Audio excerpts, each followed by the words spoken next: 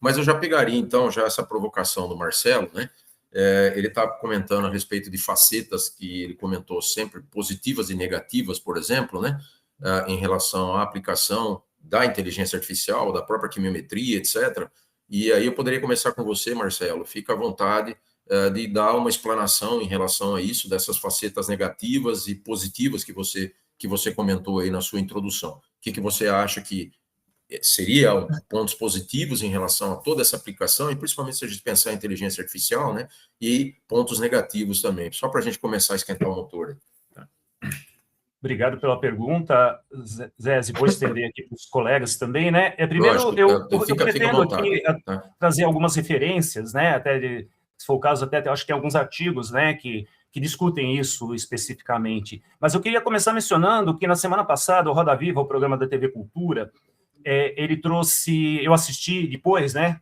Aqui nem passa na TV aberta, aqui em Minas, o Paulo Bilkstein, que é um professor brasileiro da Universidade de Colômbia, nos Estados Unidos, que é uma figura muito interessante, que tem uma formação em um engenheiro, que hoje é professor do Departamento de Educação, que tem um currículo bastante, além de grande, né, interdisciplinar, ele tem até curso de cinema, e o Roda Viva era Educação e Inteligência Artificial, né? E aí, de novo, a gente pensar... E ele começa falando em algum momento que, olha, pode ser uma ferramenta muito boa, mas pode ser também uma coisa desastrosa. Então, essa é uma fala dele que eu acho que, de novo, né, a gente pode pensar na educação como um todo, na sociedade como um todo, na ciência e na quimiometria.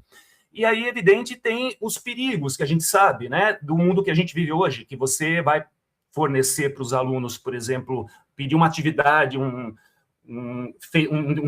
disciplina de pós, em que, na verdade, você não costuma, a gente não cobra prova. Então, eu e a professora Mariana ministramos aqui, tive aula ontem, né, de quimiometria 2, que é a disciplina que tem exatamente esse conteúdo. E aí surge o receio, será que o aluno vai produzir isso com inteligência artificial e não vai ter o domínio, né? E aí o Paulo Bilkstein fala de buracos de cognição, ele fala em algum momento de criança, mas isso se reproduz em todos os níveis, até a pós-graduação, né? Desde a criança até a pós-graduação. Essa é uma discussão que está na área de educação no mundo inteiro.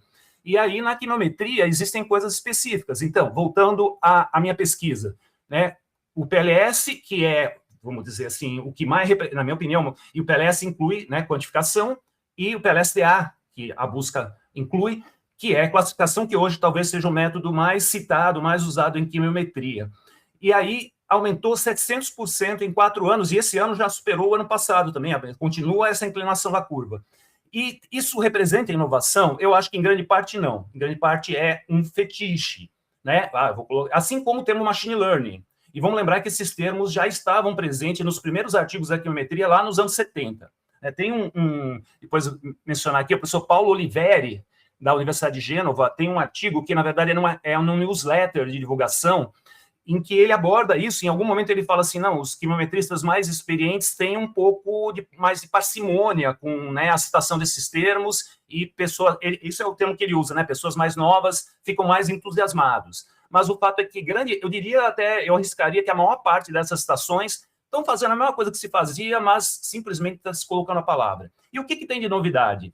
As ferramentas permitem para a gente agilizar, sintetizar e conseguir resultados mais rápidos. Tem muitas situações particulares, mas não pode se perder de vista a essência da quimiometria, o rigor estatístico, o rigor científico, né? Então, eu vou passar a palavra para os colegas, mas, assim, e uma outra coisa preocupante aqui é que se tem uma tendência ligada ao termo inteligência artificial, o próprio significado do termo é controverso. Na verdade, tudo que a gente faz de quimiometria, seja uma calibração multivariada, uma classificação supervisionada, já não é inteligência artificial. Em certa medida, não é clara a diferença, pode ser incluído no termo. Mas esse termo vem sendo muito associado a modelos não lineares, como redes neurais, SVM, XBoost, e esses modelos alguns são relativamente novos, outros não, mas muitas vezes aí a gente não perder a essência da química analítica, da questão da parcimônia, se o modelo linear funciona, vamos pensar na lei de Beer. Por que usar modelo não linear? Né? Então, a gente tem que ter uma visão muito crítica, importante falar para os alunos, uma visão muito crítica da literatura. Tem muita coisa sendo argumentada na literatura, eu vou usar modelo não linear para dar conta de falta de robustez, mas a falta de robustez tem a ver com a variância que você incluiu no modelo das suas amostras. Tem estratégia usando inteligência artificial, mas tem muita gente justificando coisas muito vagas para publicar algo que parece novidade. E aí eu vou lembrar também, o Zé estava presente no webinário do professor Hadler, em que ele conta a história da vida dele, e ele fala em algum momento, eu não lembro as palavras exatas, de uma certa atração para usar a novidade pela novidade, né? Então eu faço a ponte com esse comentário que o Hadler fez. E tem algumas referências aqui que depois eu vou até postar o título aqui, um artigo do Alejandro Olivieri, que critica muito justamente essa questão da não linearidade, muitos trabalhos que aparentemente estão melhorando, inclusive estatisticamente é questionável se estão melhorando, tem o viés do autor, né, que eu já peguei uns aqui dando parecer, o cara está comparando, eu vou ler lá o artigo que ele está citando, e ele compara só o resultado que interessa para ele, né, e, bom, é isso, então, eu coloco essas reflexões aí para os colegas, para a Márcia e para o Jéssica. Deixa eu fazer um gancho, então, nisso que você comentou, Marcelo, com relação a fundamentos e evolução conceitual, por exemplo, que acho que está mais ou menos dentro disso, né? E aí eu passaria, a Márcia fica à vontade de fazer a complementação das colocações do Marcelo, mas eu passaria dentro desse contexto também uma pergunta, né? Que se a validação de modelos, por exemplo, ela mudou com a inteligência artificial, ou os princípios quimiométricos clássicos, por exemplo, eles continuam permanecendo essenciais, né? Se você puder fazer um comentário em relação a isso, Márcia. Sim, faço sim, Zé, é uma pergunta muito importante, mas eu queria, na verdade, pegar um pouco de trás, dar um passo atrás, né? O Marcelo, ele já foi um pouco à frente aí, já falou de modelos lineares, não lineares, tudo, mas eu acho que uma questão fundamental para a gente aqui é definir o que é IA, tá certo? Porque, assim, quando a gente fala IA, parece uma entidade quase divina, né? Inteligência artificial. Não, e na verdade, do que estamos falando quando a gente fala de IA? Na verdade, é um mundo, né? Onde a gente tem diferentes métodos, diferentes algoritmos para diferentes finalidades. Então, eu dividiria aqui com a finalidade didática, né? Lógico que os colegas complementem, mas em dois grandes grupos, né, só para a gente entender do que estamos falando, né, deixar isso bem claro. Então, os LLM, Large Language Models, né, que são os modelos como o ChatGPT e seus semelhantes, né, que aprendem aí com um conjunto muito grande de treinamento, não necessariamente dados numéricos, do jeito que a gente está acostumado a trabalhar, mas também texto, imagem, enfim, inputs dos mais diversos. E do outro lado, eu chamaria, né, esse outro universo de Data-Driven IA, Data-Driven Artificial Intelligence. Então, a inteligência artificial guiada por dados. Mas, a princípio, você pode pensar assim, mas tudo é guiado por dados. Até mesmo os LLM são guiados por dados, né? Mas eu queria colocar no nosso cenário guiado pelos nossos dados. Então, os dados que nós damos o input, os dados numéricos, ou seja, os métodos de tratamento de dados que a gente estava acostumado lá atrás, né? Chamar e ainda chamamos, lógico, né? De métodos quimiométricos. E ali a gente tem todo um ranqueamento, eu diria, né, partindo dos métodos já conhecidos há bastante tempo, que formam a base da quimiometria.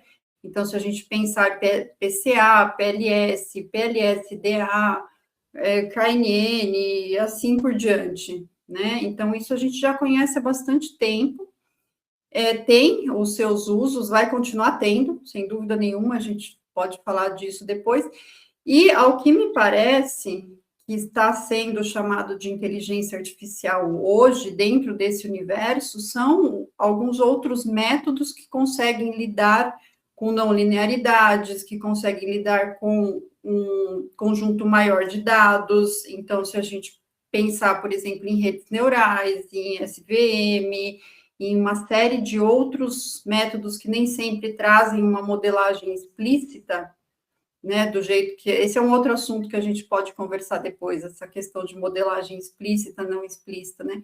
Então, que conseguem lidar com um conjunto muito grande de resultados, nem sempre modelos lineares, às vezes a gente perde um pouco da questão da interpretabilidade. Então, eu entendo que porque a coisa escalou bastante nesse sentido, esses métodos passaram a serem chamados de inteligência artificial. Então, machine learning, deep learning, na verdade, coisas que a gente conhecia já, né? Mas agora eles estão dentro desse cenário de inteligência artificial. Então, eu devolvo a pergunta, acho que até antes de responder a sua pergunta, Marco, passo a bola aí para o Jéssica, para o Marcelo, o que eles se entendem como IA, para a gente deixar isso claro aqui. Deixa eu só, antes de passar a pergunta, tem já duas colocações aqui, gente. Uma começando aqui, a professora Márcia Miguel, que os métodos que utilizamos em quimiometria, por exemplo, PCA, PLS, PLSDA, LDA, SINCA, etc., não são métodos de otimização. Tem todo um fundamento matemático por trás. Ao meu ver, não são métodos de inteligência artificial. Tá? Então, um comentário, depois, se vocês quiserem complementar isso aí. E também tem da Bianca aqui, olha, Bianca Silva Perinazzo. Muitas vezes as pessoas confundem também IA com IA generativa. Então, por isso que é bom depois vocês definirem IA, né? A qual está em alta, em mais alta atualmente, né? A inteligência artificial já era usada há muito tempo, principalmente no software que utilizamos, mas agora, igual o termo nanotecnologia, com o termo chamariz para seguir nas tendências atuais e não realmente há uma utilização real da IA em seus trabalhos, quase um modismo mesmo, né? Então, deixa eu ver aqui, já foi um comentário, a IA também não é totalmente baseada em regras matemáticas, por isso a divisão do termo é muito importante. Tá, então eu acho que está dentro mais ou menos dessa colocação que a Márcia fez. Então, se o Gesso puder comentar alguma coisinha que ele não falou ainda em relação a isso, depois a gente passa para o Marcelo, tá bom? Fique à vontade, Gesso. Bom, eu concordo um pouco com o que a Márcia falou, acho que as duas Márcias, né? A professora Márcia Ferreira, que está participando pelo chat, e a Márcia aqui na mesa redonda. Eu acho que a gente pode, se a gente pensa os métodos mais tradicionais de machine learning, e a quimiometria está dentro, né, dessa parte, a gente tem os métodos mais, que a gente chamaria de métodos preditivos, né, que são os métodos mais clássicos que não envolvem a IA generativa, né? E os métodos de IA generativa, que são os mais modernos, que envolvem esses chats, essas IAs que tendem assim, um dos ganhos grandes que já está proporcionando em várias áreas são ganhos de produtividade, né? Ela aumenta a velocidade ou ela diminui o tempo que você gasta entre pensar numa ideia e implementar até chegar numa solução e disponibilizar isso para o usuário, né? Então, assim, essa divisão, eu acho que a professora Márcia Ferreira comentou aqui, PCA não seria um método de inteligência artificial, porque é um método mais numérico, matemático, né, com uma base mais sólida, mas ele ainda está dentro, né, do que a gente chama de métodos de machine learning, né? Aqui, toda essa divisão ela é bem nebulosa, né? Ela tem uma sobreposição grande, né, na literatura. Sobre uma pergunta que o Zé Zipeguri colocou, né, a validação dos modelos, né, o cuidado que a gente tem que ter para desenvolver esses modelos, né, isso muda, né, quando a gente usa métodos de inteligência artificial.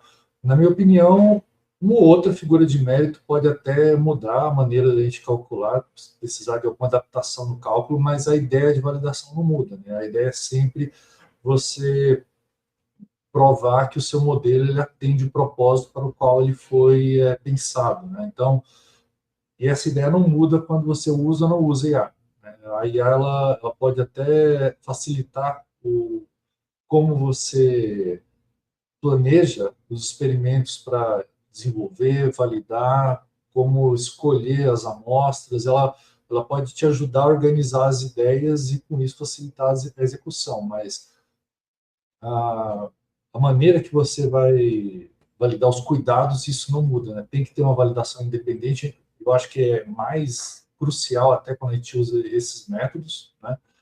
E voltando um pouquinho no que o Marcelo falou, eu concordo com ele. Eu acho que muitas das publicações, dos trabalhos que saem hoje usam o termo IA de forma muito indiscriminada apenas para tentar publicar mais fácil, para ficar, digamos, na moda do tema que está atual, mas está fazendo o mesmo que a gente fazia há muitos anos já, e isso não é errado, porque a gente tem que prezar pelo, como o Marcelo falou, o princípio da parcimônia. A gente tem que... Não faz sentido a gente usar uma rede neural profunda se um modelo linear ele já resolve o seu problema e você não tem ganho de performance nenhuma. Você está perdendo em termos de interpretabilidade do modelo, você está perdendo em simplicidade, né? E está tendo basicamente o mesmo resultado.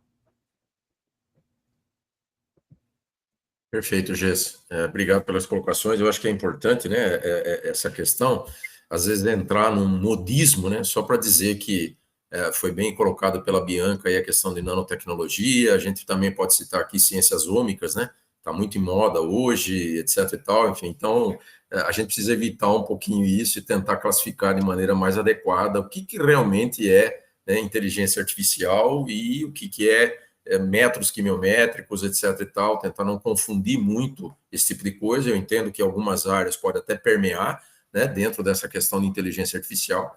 O Marcelo está voltando aí. Marcelo, você tem... Está um pouco instável, né? Sua caiu aqui, vocês me desculpem, eu fiquei... Não, mas eu relaxa. não perdi o áudio, Aqui eu também... continuei ouvindo Perfeito. vocês. Mas... Ótimo. A minha também está pipocando um pouco aqui de vez em quando. Me perdoem se acaso der algum probleminha aqui, gente, tá? Marcelo, você quer comentar alguma coisa em relação a essa discussão? Sim, eu vi Fique à vontade.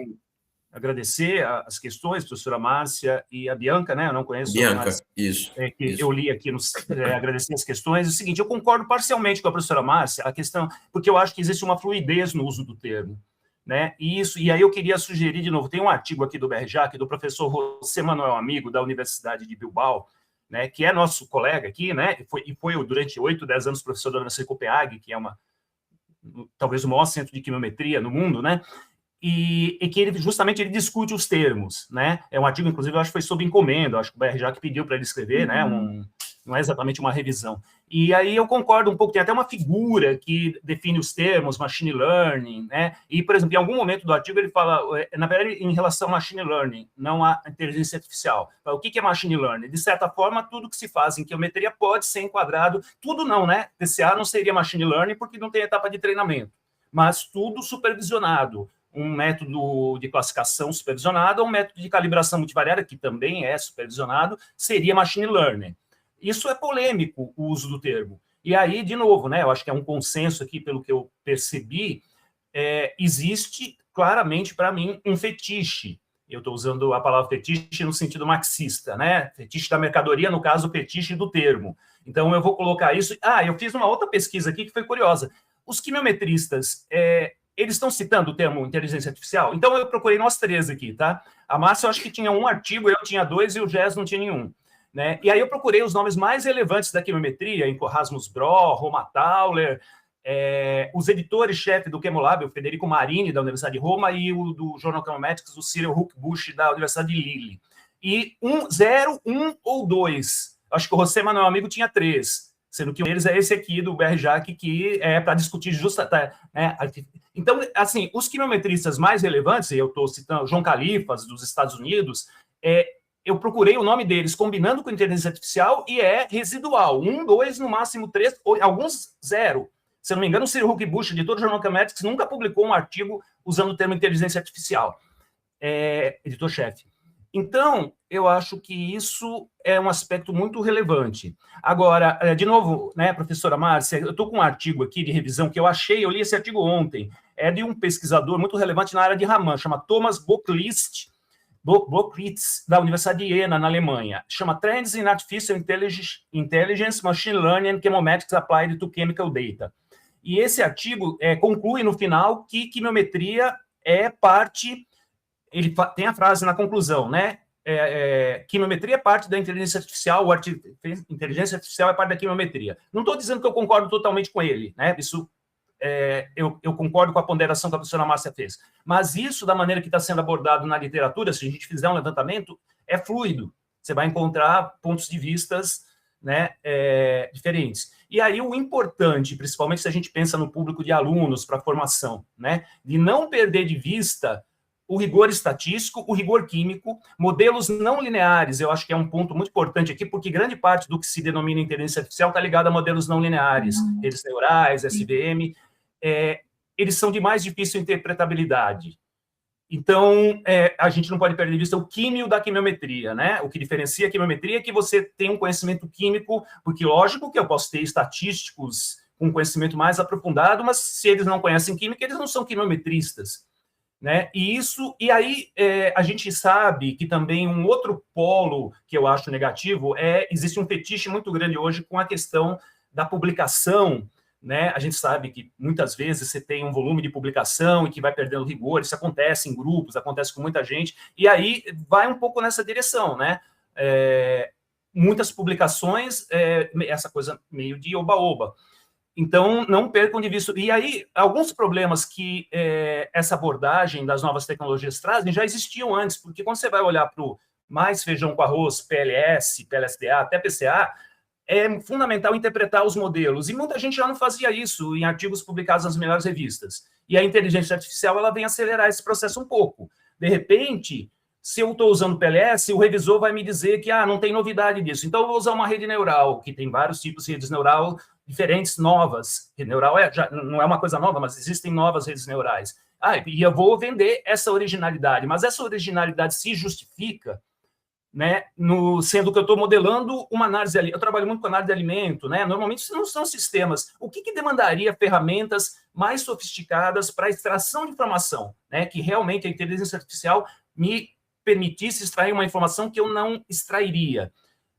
Então, quando a gente vai para a literatura, tem muita gente falando besteira, falando que está usando o modelo não linear por causa da sobreposição espectral, mas né, está falando que por causa da robustez do modelo, e a robustez tem a ver com aí uma coisa mais profunda, o planejamento da variância que suas amostras representam, e aí o conhecimento químico ou de outra área forense, né? Se eu sou um pesquisador forense, eu tenho que ter noção do mercado daquele crime, do mercado da droga, se for análise de droga ilícita, do tráfico, se for uma fraude, do histórico daquele tipo de fraude, será que surgiu um novo tipo de fraude? Se surgiu um novo tipo de fraude, a variância relacionada com aquela fraude, ela não está no meu modelo, até porque não ocorria, ninguém ainda pensou em fazer. E aí, como é que eu vou lidar com isso? Eu vou experimentalmente, existem ferramentas também, tem a questão de amostragem sintética que está surgindo aí, nesse caso também ligado à inteligência artificial, aí eu acho que é uma coisa positiva. Mas, de novo, né, aí às vezes o canto da sereia, vou usar o modelo não linear aqui, não vai ter ganho, mas é uma novidade, e deixa de fazer o que tinha que fazer, que era um screening, né, de identificar as novas fontes de variância e incluir elas no modelo. Não tem, a inteligência artificial não vai inventar a variância que você não incluiu no modelo. Marcelo, deixa eu só comentar aqui, que você comentou a respeito de um paper, né? A Bianca está pedindo se poderia colocar o nome do artigo no chat para poder ler e pesquisar, etc. E tem uma pergunta bastante interessante, que aí eu passaria depois para a Márcia, do Yuri Dias, para continuar esse debate, inclusive, que o Marcelo tinha colocado aí, e era justamente uma pergunta que eu ia fazer para vocês. Há o uso explosivo de modelos genericamente chamados como IA, porém pouco se discute sobre a validação, limites e parâmetros de desempenho, ou seja, as figuras de mérito, né, desses modelos, especialmente em modelos que pouco se compreende o real funcionamento. Qual é a visão dos participantes da mesa redonda sobre essa ausência de precaução e divulgação das limitações desses modelos, né? Então, e depois tem até um comentário aqui, bom, aí já é um outro comentário a respeito de PLSDA, etc e tal, mas eu acho que a pergunta do Yuri é bastante importante, que também vai de encontro ao que eu ia perguntar para vocês, ou seja, como garantir a reprodutibilidade, transparência, rastreabilidade nesses modelos super complexos, né, que é baseado, por exemplo, em IA, né? E aí pega justo a pergunta do Yuri também, tá? Márcia, por favor, fique à vontade. Eu acho que eu concordo com o que o Yuri colocou ali, realmente esse aumento indiscriminado, né, sem olhar muito para a validação. Então, falando do assunto validação, continua tão importante quanto era antes, sem dúvida nenhuma. O que mudou é o que a gente tem no método agora, né, o que parece que está mudando. Então, se era importante, muito importante lá no PLS, a gente ter um conjunto representativo de amostras, calibração, validação, teste, um conjunto teste independente, a gente olhar se não estamos fazendo um overfitting no nosso conjunto de calibração, tá certo? Avaliar a capacidade preditiva, toda aquela série de métricas que a gente usava, métricas de erro, métricas de variabilidade, se eu inserir uma nova variabilidade, como que o modelo vai lidar com isso, a atualização de modelos, enfim, tudo isso continua sendo muito importante.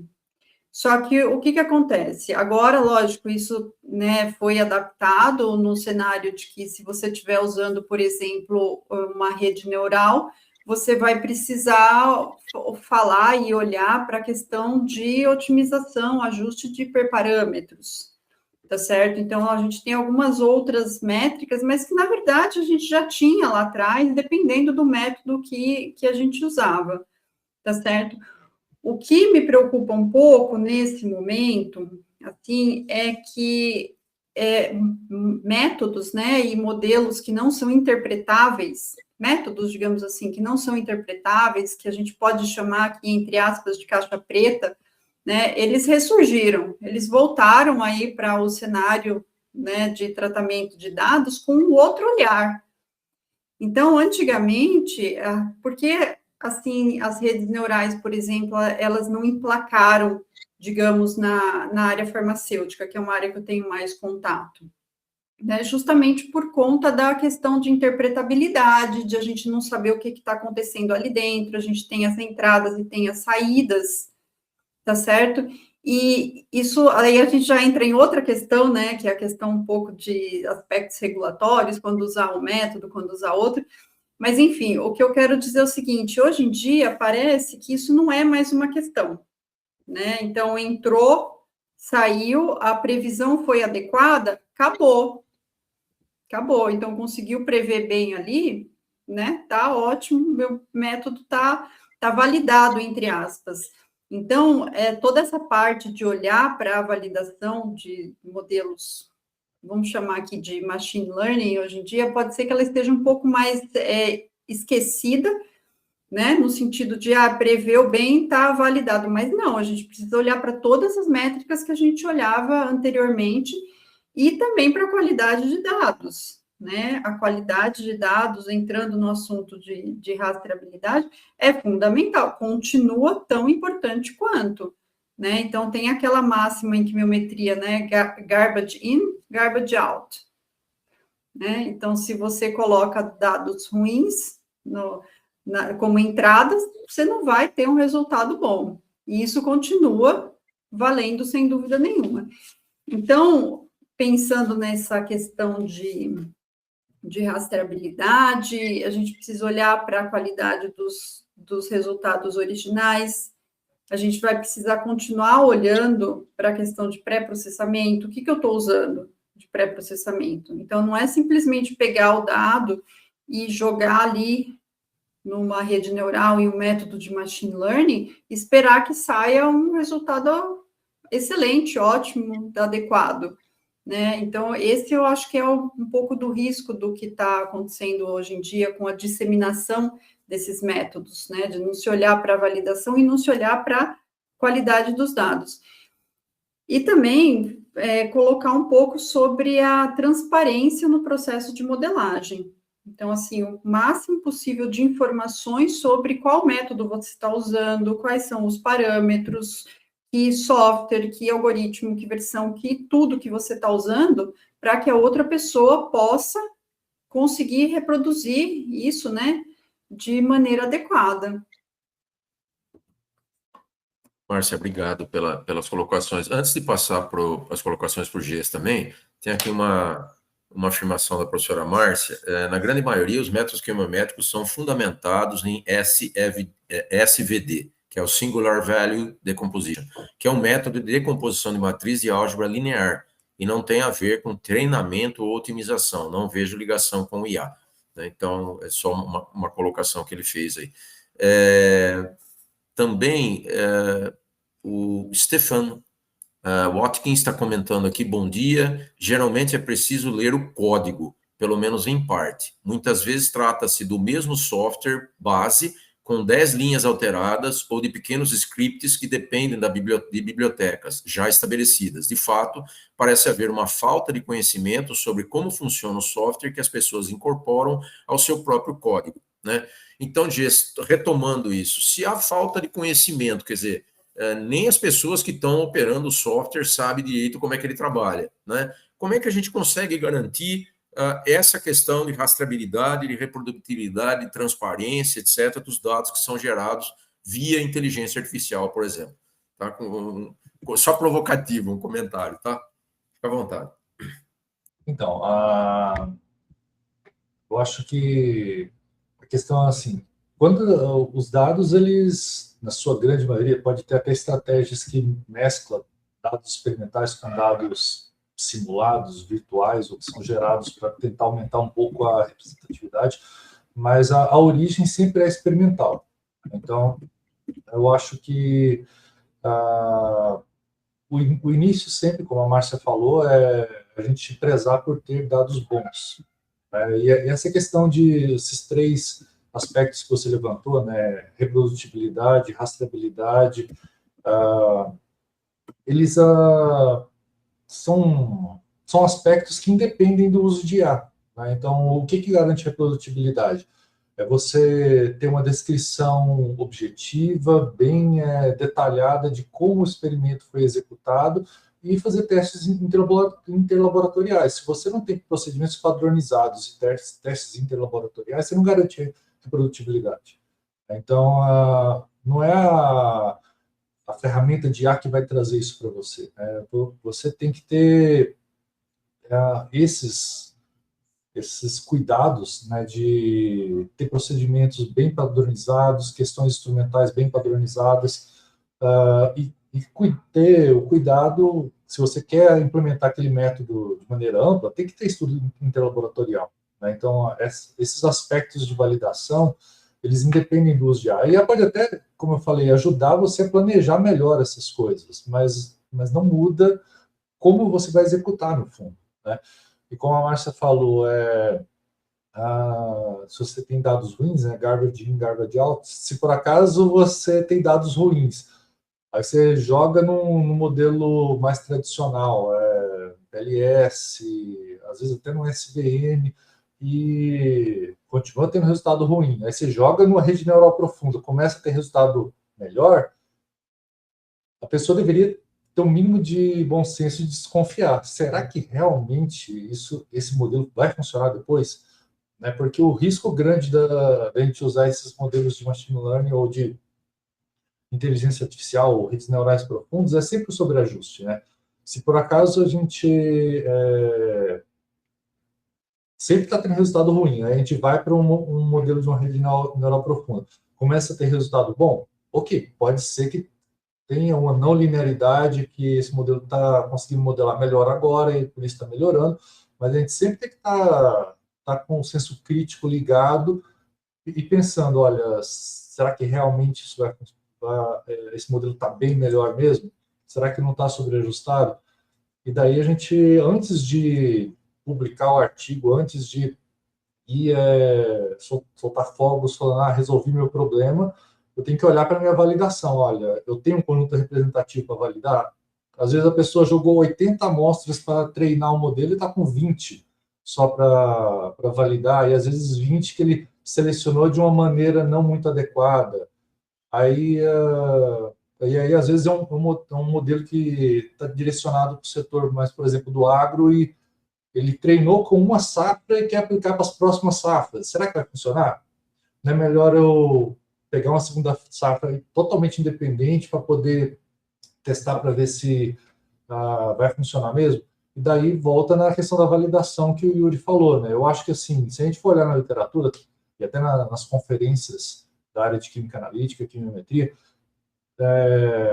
a comunidade está preocupada com isso. Eu acho que tem vários artigos publicados que ressaltam todos esses riscos. O risco de sobreajuste desses modelos de redes neurais, ele sempre aparece em vários artigos de pesquisadores experientes que publicam artigos de revisão ou de alertando, né, sobre esses problemas, misconceptions, né, esse tipo de aspecto, né, desses modelos. Acho que o conhecimento ele está aí. Se a gente for procurar artigos de validação, a gente tem abundância, e a validação, como eu falei, não muda praticamente nada. Uma figura de mérito aqui ou ali pode mudar, mas basicamente é fazer o mesmo que a gente faz, e as ferramentas de IA, elas ajudam a gente a planejar e ter mais, como é que fala, mais agilidade, eu acho, né? E disponibilizar isso para o usuário de forma mais fácil. E isso eu acho que é uma das grandes sacadas que a gente vai, acho que, evoluir bastante nos próximos anos, né?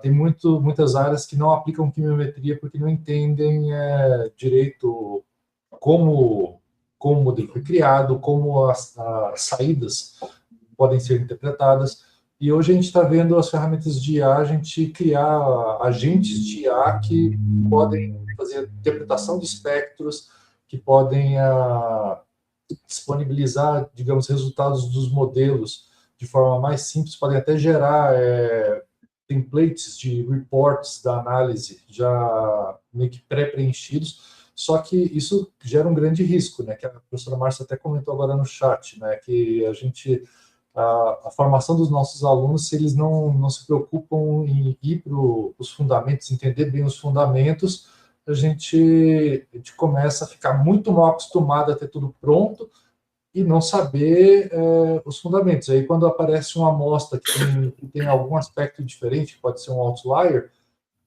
se o agente já foi programado corretamente, ele vai dar lá os warnings, né, os avisos para você. Mas se você não sabe interpretar, né, você não consegue resolver aquele problema. E daí sempre vai precisar de um químico, sempre vai precisar de um quimiometrista, mas que tenha uma formação sólida, né, que possa interpretar esses resultados. Eu acho que a colocação da professora Márcia é muito pertinente dentro dessa questão, inclusive, que você está comentando, Gess, a questão do senso crítico, né? De repente, a pessoa se sente um usuário, ele não é quimiometrista, ele se sente um usuário, ele não entende direito como é que funciona o programa, ele joga os dados lá, o programa, desculpa o termo, né, cospe para ele a montoeira de resultado ali que ele acha que está tudo certo, etc. e tal, e é essa visão que a professora Márcia está comentando aqui, né? Que ela está, a experiência dela em participações em congressos e palestras, a impressão que se tem é que os quimiometristas são muitas vezes usuários de programas.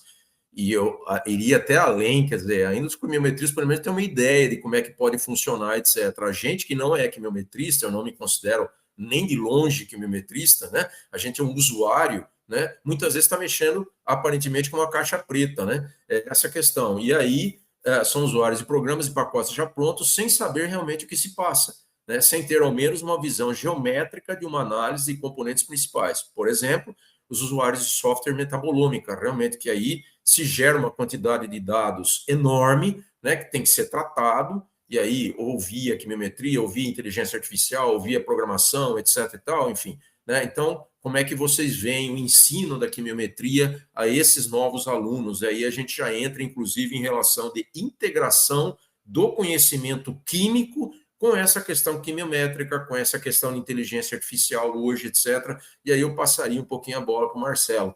Como é que ele tem essa visão aí em relação a tudo isso, Marcelo? Obrigado, Zézi.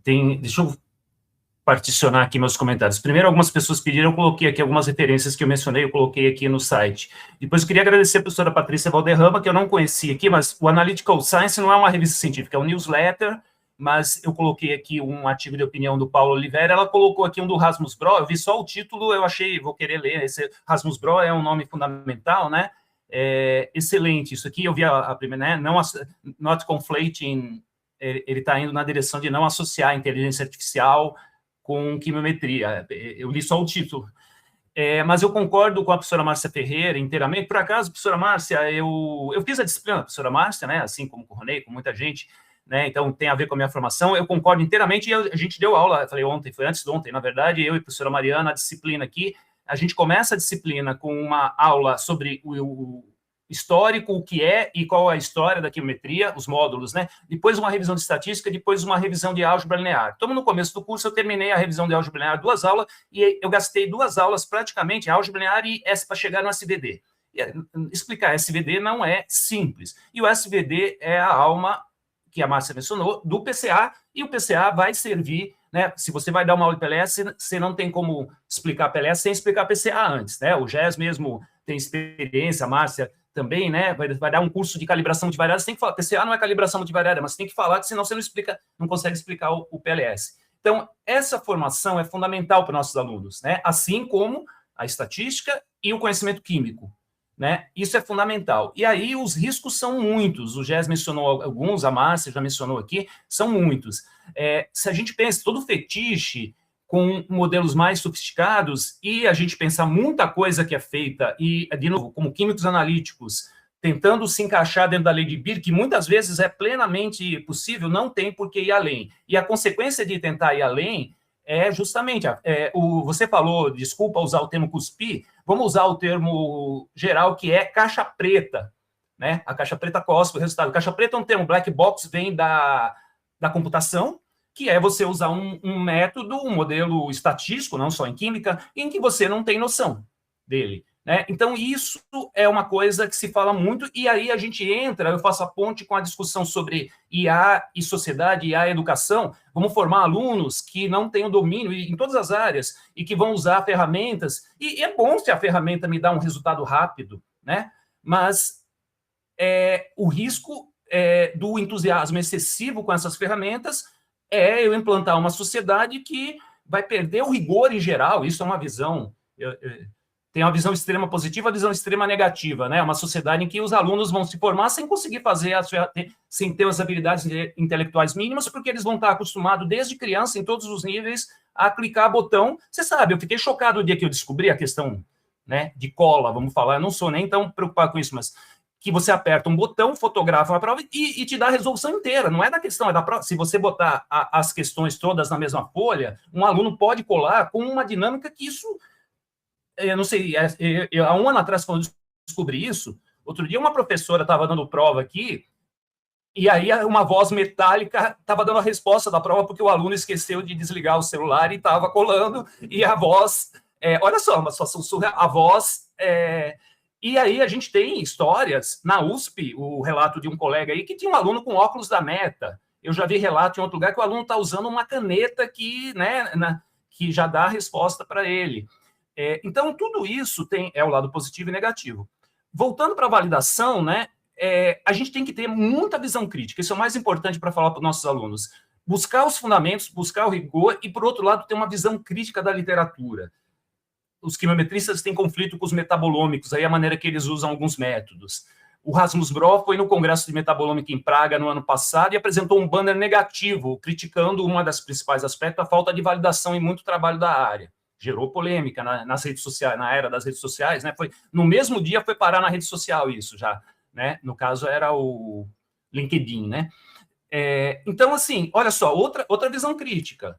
Vamos usar método, eu trabalho muito com alimento, macro constituinte, estamos usando infravermelho médio, infravermelho próximo, o Raman tradicional. Funciona, macro constituinte. Qual é o limite disso? Depende muito, mas 1%, 0,1%. Muito menos que isso não funciona. E aí você vê artigos na literatura que funciona. E alguns desses artigos, claramente, muito... E aí esses artigos vão ter muita citação. Tem um caso que gerou, alguns de vocês talvez conheçam, uma palestra do Célio Pasquini, que inclusive se intitulava Quimiometrista do ponto de vista do usuário. Ele começava dizendo, eu não sou usuário, foi um evento de quimiometria, em que ele destrinchava um trabalho que analisou melamina em leite, o caso da China, né, gerou muito trabalho, e que o cara detectava PPB. E ele... experimentalmente ele reproduziu e ele viu que era uma correlação espúria, na verdade, né? E esse artigo foi publicado não é brasileiro, o autor foi publicado na revista Atalanta. Tem uma onda aí de trabalhos na área bioanalítica ligado à detecção de doenças, câncer, Covid e tal, que eu não estou generalizando, mas eu fico com o pé atrás com muito trabalho publicado em revista boa. Eu até comentei com o Gés aí por WhatsApp que tem gente detectando autismo usando espectroscopia NIR e analisando o sangue da criança. Eu tenho muito pé atrás disso, né? Esse foi um artigo que, né, ontem eu mandei a mensagem para o Gés sobre isso, né? Eu tenho em revista boa, né? E, bom, Então, a gente tem que ter muita visão crítica disso e buscar, de novo, eu concordo com a professora Márcia Ferreira aqui, né, buscar os fundamentos, né, tem que entender SVD para entender quimiometria e tem que entender química, né, tem que tentar interpretar, não deixe de interpretar modelo. Eu, como revisor, já teve, eu falo, tem que interpretar o modelo, major revision, e o cara fala, não, mas eu estou interessado só em classificar. Você está interessado, então, em usar uma caixa preta?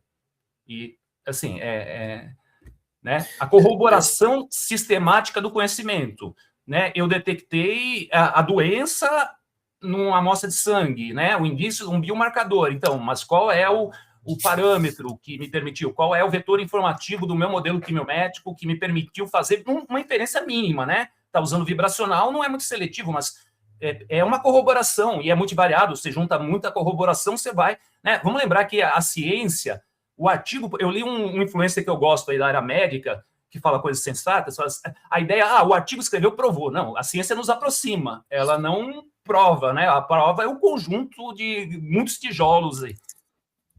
O Marcelo colocou uma questão bastante interessante aí também, falando aí de biomarcador, né? Eu acho que essa palavra caiu meio como uma vala comum.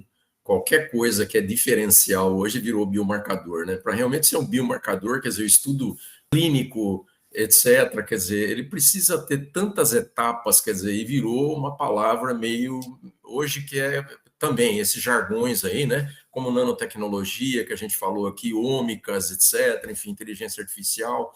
Eu só quero fazer uma colocação da Patrícia Valderrama, que havia me passado, me perdoe, professora Patrícia, que ela participou de uma banca na Federal do Paraná, e onde um aluno usou o termo IA estreita para classificar as ferramentas de quimiometria, como PCA, PLS, PLSDE, etc. Segundo a colocação, a IA estreita seria projetada para executar tarefas específicas, especialista em uma única função. Ela está perguntando o que acham, né? E aí também pegando um pouquinho toda essa discussão de caixa preta, do que o Marcelo comentou também, e a integração, por exemplo, dessa questão da inteligência artificial com conhecimento, né?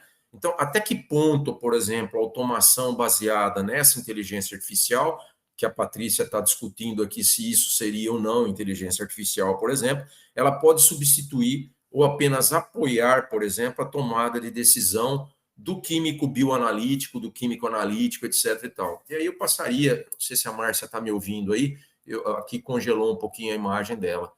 Você está me ouvindo, Márcia? Estou ouvindo, sim. Eu passo a bola para você, então, se você puder, então, contextualizar um pouco isso aí, te agradeço, tá? Eu congelei realmente um pouquinho aqui, não sei se eu acompanhei completamente a pergunta, mas vamos lá. Em relação ao que a Patrícia colocou, IA estreita, esse foi o termo? Ela coloca aqui que ela participou de uma banca, e segundo a colocação, a IA estreita seria projetada para executar tarefas específicas. Eu não sei se a aluna, por exemplo, utilizou esse termo, IA estreita, para classificar as ferramentas de quimiometria, como PCA, PLSDA, e aí começa, né? Começa a variar um monte de coisa, um monte de terminologia e etc. Eu não sei se ela comentou mais alguma coisa lá. Sim, a aluna usou, ela está falando lá, tá? Que a aluna usou isso aí como IA estreita para esse tipo de coisa. Deve ter IA larga agora, estreita, etc. Enfim, eu não sei. Aí várias classificações aí. Eu realmente nunca ouvi falar desse termo IA estreita, né? Não sei se vocês já ouviram falar dessa denominação. No sentido de determinar um determinado método, né? Estabelecer um determinado método para aquela função, não sei, eu nunca ouvi falar de IA estreita, né? Então, nesse sentido, eu não consigo te responder, Patrícia, assim, diretamente, né? Em relação ao que você perguntou na segunda parte, Marcos, sobre como os métodos de IA podem ajudar na tomada de decisão, é isso? Eu acho o seguinte, eu concordo com tudo que foi falado aqui anteriormente, né, que assim, nada vai substituir o conhecimento que a gente tem no fundamento do método, né? Isso realmente é muito importante para ter a interpretabilidade, para a gente conseguir olhar e ver se aquilo que está sendo colocado vamos colocar assim, pela IA, está correto ou não está correto. O que eu acho é que daqui para frente, né, a gente tem ferramentas para automatizar algumas funções, sim, sem dúvida. Então, a gente pode automatizar desde pré-processamento de entrada de dados, de pré-processamento, de detecção de amostras anômalas, e, lógico, nada também abandona, né, a interpretação química, a gente nunca deve abandonar a interpretação química. Então, o meu agente de IA, ele identificou uma amostra anômala, mas realmente é? E por que que ela é? Né? Então, existem, sim, possibilidades de automatização baseadas em scripts modificáveis, bibliotecas, né, ou mesmo softwares prontos, mas a gente sempre precisa olhar isso com bastante atenção e ver se aquilo que está sendo proposto está correto, né? Então, a professora Márcia falou aí da questão de SVD, você tem que saber SVD para você saber interpretar aqueles resultados que estão saindo.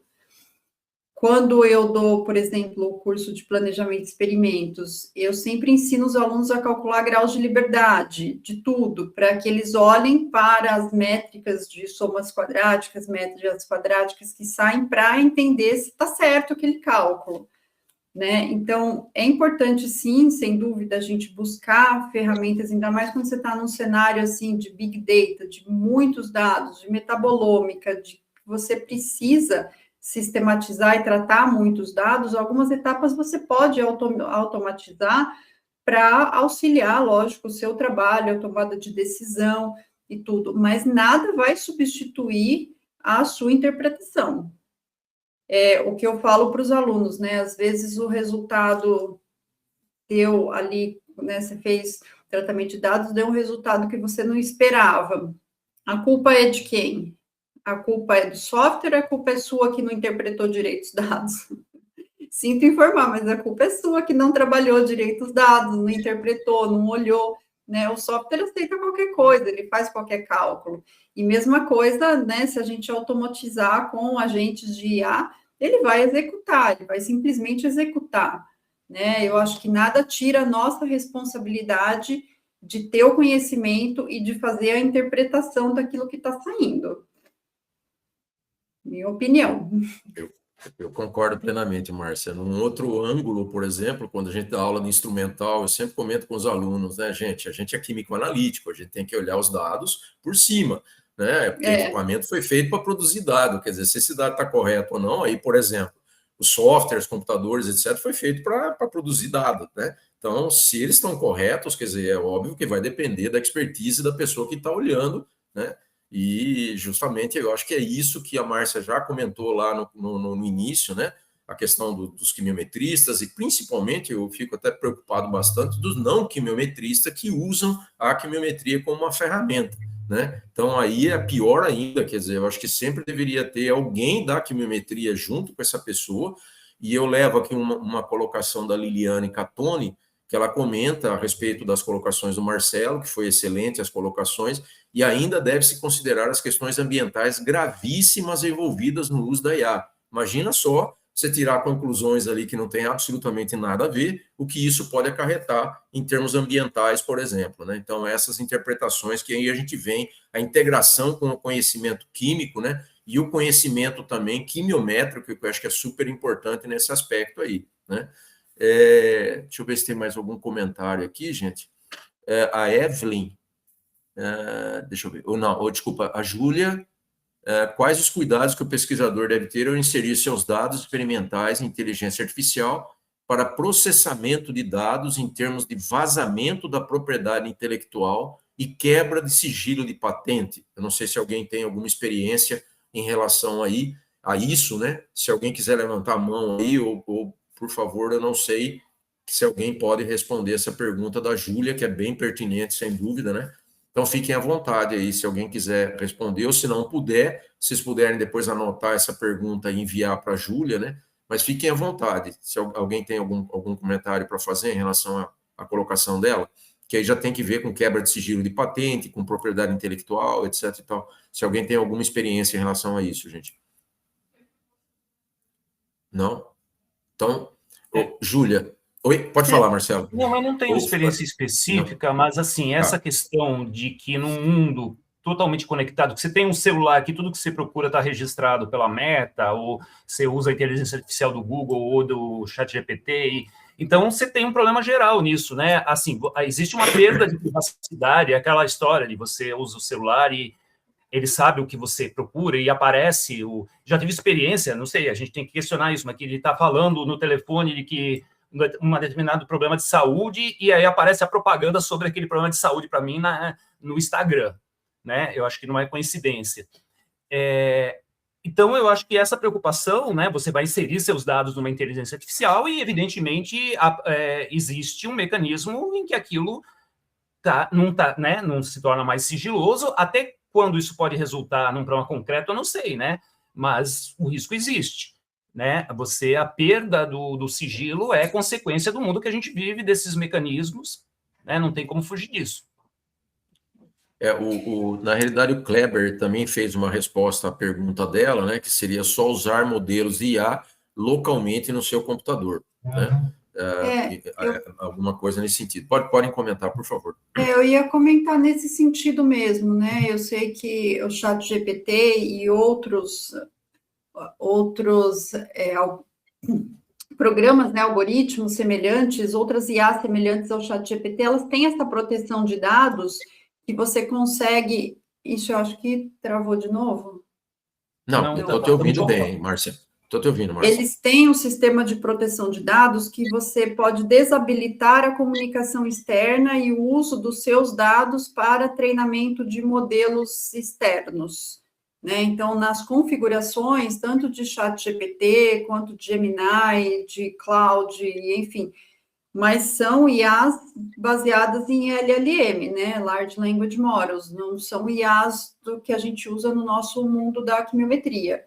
Então, eu acho que usar localmente os dados é uma solução, tanto quando a gente fala de LLM, quanto a gente fala de métodos estatísticos matemáticos. Você não ter essa interface com o mundo externo, porque é muito fácil hoje em dia tentar achar mecanismos para bloquear isso, né? Igual o Marcelo falou, uma vez eu falei que eu precisava de uma panela de pressão, e aí abri o celular, apareceu um monte de propaganda de panela de pressão. É complicado. Aconteceu também. Complementando o que a Márcia falou, eu acho que assim, tem setores que a quantidade de dados que a gente gera ela é muito grande e a gente está trabalhando com áreas estratégicas, né? Isso temos que podem envolver segurança nacional e isso em vários aspectos. Nessas áreas que podem estar ligadas a institutos de pesquisa, a universidades, esses órgãos eles têm que tem que continuar investindo agora muito mais pesado em terem centros de processamento de dados próprios, né, para poder processar isso de forma local, né? Não dá para tratar temas sensíveis ou de segurança ou estratégicos, isso em nuvem, né? Então, isso de nuvens controladas por empresas estrangeiras, né? Então, a gente tem que avançar nesses sentidos, nessas instituições. Eu acho que na área de química ou quimiometria que a gente trabalha, a gente fala muito de dados volumosos e tudo mais, mas, assim, na grande maioria das vezes, das aplicações que a gente trabalha, a gente não tem Big Data, a gente tem dados que tem um número de variáveis até grande. Se a gente pega um espectro de RMN, a gente pode ter dezenas de milhares de variáveis, mas isso ainda está, até certo ponto, meio longe do que são esses dados realmente Big Data que a gente tem que são usados para treinar esses modelos como ChatGPT, Gemini, etc.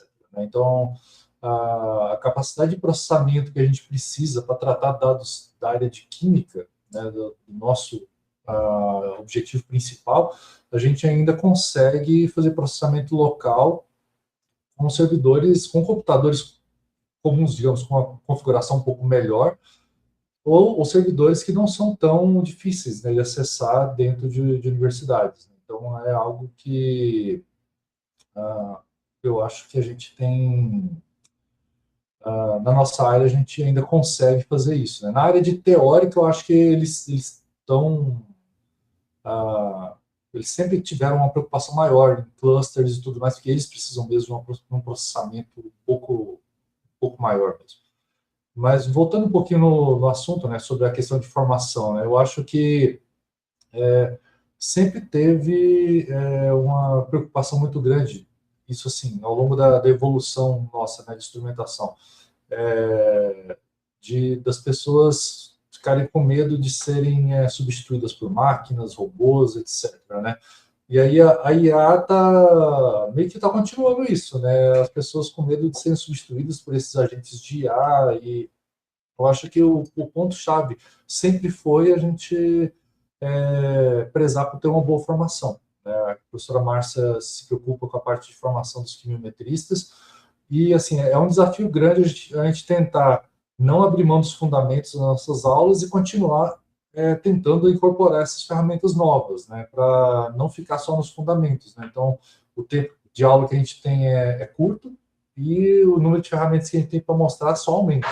Então, é algo que é um desafio para nós docentes, e os alunos eles têm que ficar sempre pensando o seguinte: o importante é ele garantir que tem uma boa formação, porque se por acaso ele pensa em desempenhar uma atividade, seja ela na indústria ou qualquer setor, se aquela atividade não exige senso crítico, então ele pode ser substituído, mas sempre que ele tem um conhecimento que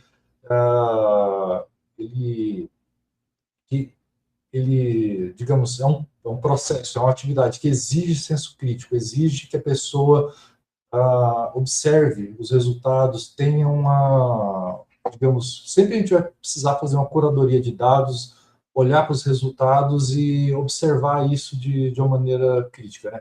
Se a pessoa ter conhecimento para fazer essa tarefa, ela corre um risco muito menor de perder o emprego e sempre vai conseguir mais facilmente se colocar no mercado.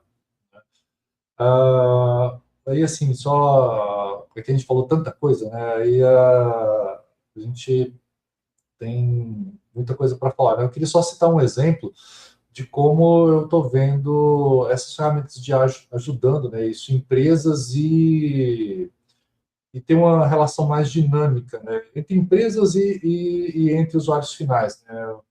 Tem uma empresa que é até incubada aí na Unicamp, que é a empresa Open Science do Guilherme Sabin. Ele produz, né, equipamentos, câmeras multiespectrais, e ele tem usado muito essa parte de IA, né, e isso tem aumentado bastante a velocidade que ele consegue implementar novas ferramentas no software dele e resolver problemas do usuário, né? A gente acabou de receber um equipamento que a gente adquiriu da empresa dele, e ele deixou aberto um canal de comunicação de forma que a gente sempre que a gente quiser implementar uma ferramenta nova, corrigir problemas, é só mandar para eles, e com o time que eles já têm e o uso dessas ferramentas de IA, isso está muito dinâmico, né? Antes a gente, eu quero implementar uma ferramenta nova num software.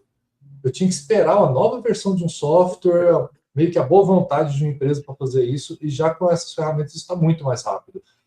Enquanto ele estava instalando o equipamento aqui há 2 semanas atrás, a gente pegou e falou para ele: olha, se tivesse essa ferramenta a mais, essa maneira a mais aqui de selecionar região de interesse na amostra, seria muito bom. Em 10 minutos ele implementou isso no software e já atualizou a versão para a gente, sabe? Então, isso é possível por conta dessas ferramentas de IA, né? A gente pegar e ter macros para poder customizar a maneira de medir amostras. A gente customiza isso praticamente de forma instantânea utilizando essas ferramentas. Então, isso dá um ganho de produtividade muito grande, e eu acho que isso muda um pouco a forma de relacionamento, né, que as empresas se relacionam com usuários finais, e eu acho que o Open Science é um exemplo bastante interessante de ser citado, né, que já está usando isso e está dando muito certo. Obrigado, Gess. Nós temos uma colocação do Yuri aqui em relação ao Marcelo, né? Marcelo fala de forma tão enfática que mesmo se a discussão fosse monótona, soaria interessante. Continue assim, Marcelo. Tá? O Yuri está comentando aqui. Obrigado, Yuri, pelo seu comentário. Obrigado. Mas nós temos aqui uma colocação da professora Patrícia, o uso de redes neurais parece estar muito associado ao uso de IA, e já foi comentado sobre usar ferramentas lineares pelo princípio da parcimônia. Ao usar uma rede neural para resolver um problema que poderia ter sido resolvido com uma ferramenta linear, será que não se está utilizando um canhão para matar uma pulga? Né? É o comentário dela. Se quiser comentar alguma coisa... Não, posso falar rapidinho só? Eu falo isso para os meus alunos na disciplina de quiliometria e na disciplina de analítica fundamentos. Só que eu falo que os meus professores na Unicamp, alguns já falecidos, falavam. Só que eles falavam matar formiga com canhão. Em vez de pulga, era formiga. Formiga. Perfeito. Perfeito. A Liliana está comentando aqui que o professor Marco Arruda, eu estava me referindo, quando ela falou de impactos ambientais, relacionados aos data centers, né? Mas eu também posso dizer que, de repente, pode sair alguma coisa em termos de resultado, né? Que vai ter uma interpretação errônea, que isso ambientalmente vai ser impactante. Mas sim, o imenso consumo de água, energia, geração de calor, poluição sonora, etc. O custo ambiental relacionado ao uso de IA é altíssimo, né? A gente, com 5 volts aqui, a gente acaba produzindo que a IA vai precisar de milhares e milhares de volts para fazer a mesma coisa, mais ou menos, né? Então, para vocês terem uma ideia. Não é fácil, não. Ambientalmente também é super complicado a gente ficar usando IA para tudo, né? É desenhinho, perguntinha que de repente sai do nada e chega a lugar nenhum, etc. e tal. A gente precisa pensar de uma maneira mais ambiental, né? Na hora de usar com parcimônia, também utilizar ChatGPT e por aí afora, né? Qualquer outro tipo de inteligência artificial, por exemplo, né? Como nós estamos indo mais para o final, gente, eu gostaria aqui de fazer algumas provocações em relação à questão da formação, em relação às aplicações, em relação ao futuro, né? E eu perguntaria para vocês, por exemplo, vamos dizer que o futuro da bioquímica ou da química bioanalítica, por exemplo, né? Ela será orientada por dados, por mecanismos ou por uma integração real entre ambos, por exemplo. O que vocês acham em relação a esse tipo de questão de futuro, por exemplo? E se alguém tiver alguma colocação em relação a isso no chat, por favor, fique à vontade, tá? Que a gente está se caminhando mais para o final agora do bate-papo aqui. Então, não sei, Marcelo, você estava com a palavra, você falou pouco, quer continuar? Fica à vontade. Não, eu acho que isso sintetiza, né? Você não pode perder de vista data driving, né? Em inglês, quimiometria experimental. Naturalmente, existem algumas, né? Quimiometria é muito utilizado na fisicoquímica teórica, né? Aí é outra história. Mas na química analítica, de um modo geral, você não pode perder o sentido. É o exemplo, de novo, da variância que eu falei. Você não pode achar que um método não linear ou uma inteligência artificial... bem, você pode até ter uma situação muito específica, né? Mas suprir né? Você está lidando com um controle de qualidade, um controle fiscal. Eu tenho parceria aqui, né? E aí, de repente, tem um produtor novo daquele alimento que mudou o processo daquele queijo. Já fiz trabalho com IMA aqui de controle fiscal de queijo, usando o NIR. E aí tem uma nova composição química que reflete no sinal analítico. E se você não tiver aquele conhecimento, não é a inteligência artificial que vai te suprir. Né? Você é o responsável. Se você é um perito forense e quer usar a quimiometria, e não, né, você tem que ter o conhecimento do mercado do crime que você quer, do tipo de crime que você quer monitorar, né? O que uma fraude, uma falsificação, uma droga ilícita traficada, o que muda, né? Até faço analogia com o Breaking Bad, para quem viu o Breaking Bad, o Walter White, né? Que ele é um gênio da cristalografia e ele entra no mercado do tráfico e ele produz uma droga que é um outlier, só que aí é um outlier, normalmente o outlier da droga, posso imaginar que o cara está usando um novo diluente, um novo cutting agent, e no caso é o contrário, né? É uma droga de qualidade tão fenomenal que ninguém faz igual. Né? Para quem assistiu, desculpa, quem não tiver assistido o seriado não vai entender isso. E aí, se a polícia está monitorando esse traficante, ela tem que identificar isso, porque, né? Essa fonte de variância tem que entrar no modelo.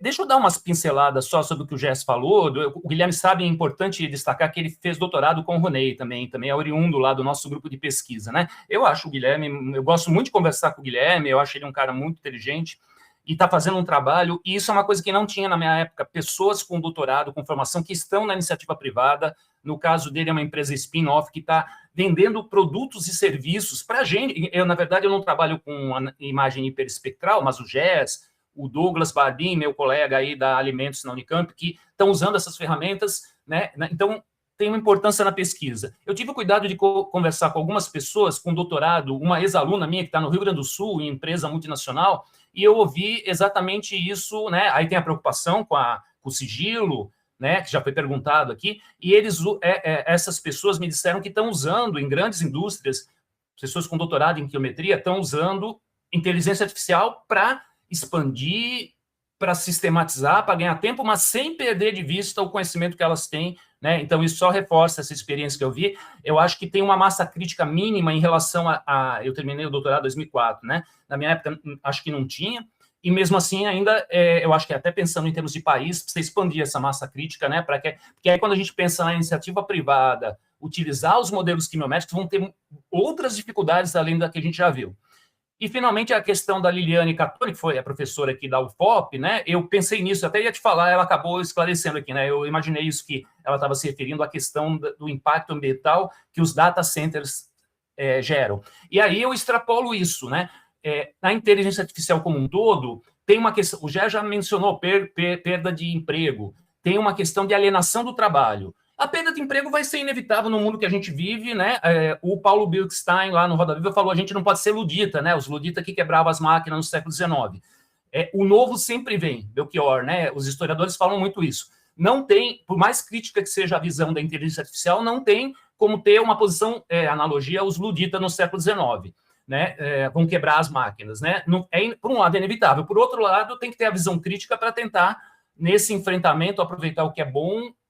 Né? Porque tem implicações, só para terminar, uma extrapolação, muito piores, na minha opinião, né? Os grandes nomes hoje, né? Tem uma pessoa aí que atingiu o PIB da Suíça. E essa pessoa diz já publicamente que ele pode derrubar qualquer governo do mundo. Essas pessoas, né, que estão por trás, o poder político, estão promovendo palestras de pessoas que dizem claramente que temos que acabar com a democracia, temos que botar o céu, né? O céu da empresa para governar o mundo. Então, e não é à toa que a gente está vendo impacto nas eleições, na política do mundo inteiro, né? A ascensão da extrema-direita está muito ligada às ferramentas. Não dá para pensar a ascensão da extrema-direita nos últimos 10 anos, 15 anos, sem a questão das redes sociais. Olha para o Trump, eu estou extrapolando aqui, o narcisismo do Trump, as redes sociais são narcisistas por natureza, né? Então, as implicações, né, queria deixar esse ponto aqui, vão além da quimiometria, né? A gente perdeu o controle intelectual, perdeu o controle das consequências da ferramenta que a gente está usando, sigilo, etc, etc. Pegando esse gancho aí do Marcelo, que a gente perdeu um pouco o fio da meada da coisa aí, né, gente? Deixa eu comentar com vocês, se, por exemplo, a formação atual, pensando em química analítica, né? Prepara adequadamente a formação desses alunos, enfim, desses profissionais, para essa transição, por exemplo, que nós estamos tendo entre modelagem multivariada, para inteligência artificial, etc. O que vocês acham que precisa mudar, se isso está de bom tamanho, enfim, queria uma opinião. Aí eu passaria para o Jess. Jess, se você puder comentar alguma coisa em relação a isso, por favor, fique à vontade. Bom, eu acho que os nossos cursos de graduação, né, a formação que a gente dá em termos de química analítica, ela está sempre atrás, né? A gente até tem disciplinas já em algumas universidades focando em quimiometria, análise multivariada, só que na graduação são muito poucas. Na pós está começando a ter mais. A gente, como o Marcelo falou, a gente começa a ter uma massa crítica maior, grupos de quimiometria mais espalhados nas universidades, então a gente começa a ter esse conhecimento um pouco mais difundido, a gente começa a ter uma formação mais massiva, né, de profissionais que têm conhecimento nessas áreas. Mas um grande desafio, né? A gente está sempre atrás, como eu falei antes, né? A gente tem pouco tempo para passar informação e tem cada vez mais conhecimento que precisa ser transmitido. Então, a gente tem que tentar evoluir também na maneira que a gente tenta transmitir essas coisas, esses conhecimentos sem abrir mão dos fundamentos, né? Não deixando que a grande facilidade que a gente tem de realizar determinadas operações não deixem a falsa impressão que é só clicar. Não pode ser só apenas isso, né? A gente tem que saber, pelo menos, eu ia falar, pelo menos ter noção. Na verdade, assim, o bom profissional tem que saber em profundidade. A gente não vai conseguir saber tudo, né? Mas, assim, na área que ele escolheu em atuar, ele tem que sempre buscar profundidade, conhecimento sólido, né? E, assim, se por acaso a graduação não teve uma disciplina para isso, ele quer atuar naquela área, ele tem que buscar, ele tem que buscar em eventos, tem que buscar no conhecimento que está disponível hoje nas redes, que hoje, se a gente procurar no YouTube, sites e tudo mais, a gente vê que está tudo muito disponível, né? A gente tem o canal do professor Edenir, lá da Universidade Federal de São Carlos, que tem aulas disponíveis na área de planejamento de experimentos, assim, que muito vastas. Então, alguém que quer aprender planejamento de experimentos e tudo mais, não tem uma disciplina na graduação, vai lá, tá tudo disponível, né? Então, para quem quer aprender, tá tudo muito mais fácil hoje. Antigamente, se você estava por exemplo, eu quando fiz minha graduação na Universidade Pequena, na Estadual de Goiás, se eu quis aprender um pouquinho de quimiometria ou aprender coisas um pouco mais avançadas que não tinha na minha universidade, eu tive que ir para São Carlos, para a escola de verão, escola de inverno, para eventos em centros maiores. Hoje não precisa. Assim, é sempre bom ir conhecer as pessoas pessoalmente, mas hoje se a pessoa ela tem força de vontade, quer aprender, ela tem as coisas disponíveis na internet. Eu acho que isso acho que assim, sempre depende mais da pessoa. O professor ajuda muito, as ferramentas ajudam muito, mas se a pessoa não tem força de vontade e ela mesma não quer se dar o trabalho de ler, estudar e buscar informação, não tem sistema perfeito que resolva isso, né? Jess, se você puder, só para complementar aqui, o Anderson está perguntando, eu passo para você ainda, da tua experiência na área de forense, né? Quais são os pontos positivos e negativos da aplicação de estudos quimiométricos na área de forense, tá? Então, se você puder responder um pouquinho para ele, é o Anderson Holz, tá? Que está perguntando para a gente aqui. Obrigado, Anderson. Eu acho que, assim, a aplicação é sempre positiva.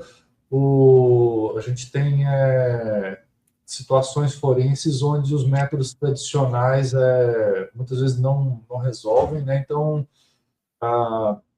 ou não resolvem. Então, por exemplo, tem situações onde a gente tem, digamos, casos de adulteração de documentos. A simples visualização nos equipamentos lá mudando comprimento de onda, a parte de grafologia não resolve.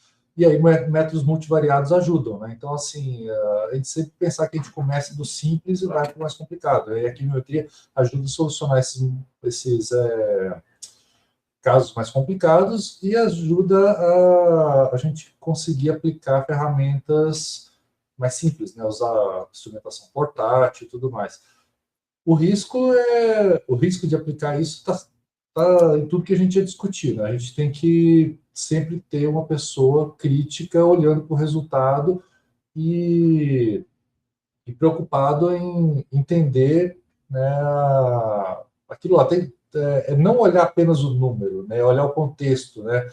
Sempre quando você analisa uma amostra, aquela amostra lá, ela tem um aspecto visual, ela tem todo um contexto para você analisar, né? Se você ficar sempre preso no número, o equipamento deu um número e falou que aquilo lá é cocaína, sempre pode ter um risco de falso positivo. Se você olha o contexto, qual que é a cor daquela amostra, qual que é o aspecto físico, né? Então, assim, o conhecimento químico está aí, né? De você não ficar apenas no número, né? Você pegar e usar a sua experiência como cientista forense, perito criminal, como químico, e olhar os outros elementos, né? E aí que está a questão, né? A IA não resolve sozinha, né? Você para conseguir emitir um laudo para um caso que vai ser julgado na justiça, você não pode simplesmente falar, ó, a IA falou que é tal coisa, deu um número aqui, está acima do limite, então é cocaína. Você tem que agregar vários outros elementos lá. Então, acho que tanto na área forense quanto em várias áreas de alimentos, etc., sempre essa questão, né? A gente não ficar simplesmente confiando no número que o modelo, que a IA vai te fornecer. Você olhar o cenário maior. Perfeito, Jess. Perfeito, Jess. Obrigado aí pela explanação em termos e agradeço também a pergunta lá do Anderson, tá? Bom, para a gente finalizar aqui, gente, nós já estamos chegando quase aí ao meio-dia.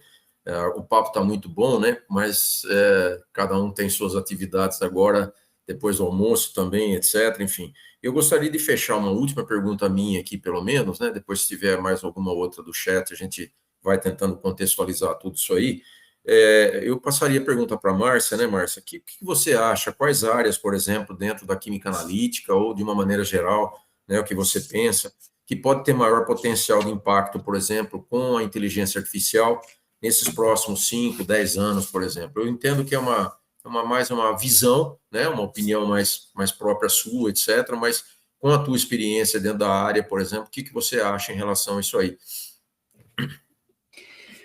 Bom, eu acho que, assim, as áreas que hoje em dia geram, né, cada vez mais um volume grande de dados vão claramente se beneficiar do desenvolvimento, né, dessas ferramentas, da validação, do uso, tudo que a gente aprende com isso. Então, se a gente pensar, por exemplo, em metabolômica, em proteômica, eu acho que todas essas áreas que geram dados complexos e uma grande quantidade de dados, sem dúvida nenhuma, vão se beneficiar muito, né, dessas ferramentas.